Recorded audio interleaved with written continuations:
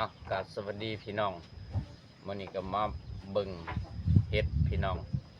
จักเห็ดหยังเก็บออกมาแตะดงผูกเห็ดนี่ป๋อโทพี่น้องดอกเห็ดสงสัยเห็ดพันปีสงสัยเห็ดหลายปีพี่น้องนี่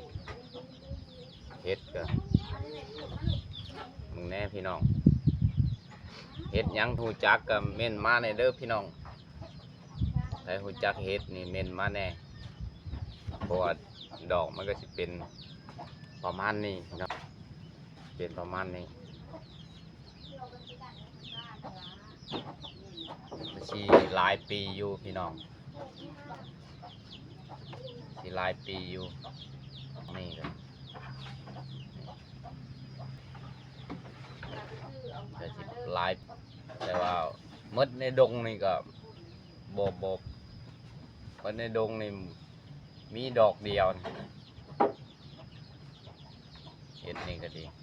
หาบ่ได้ตัวมีดอกเดียวนี่พี่น้องจากที่แม่นเห็ดหยังโมโหจักพี่น้องหน้าตามันก็จะเป็นประมาณนี้ทั้งด้านหลังตัวนี้ด้านหน้า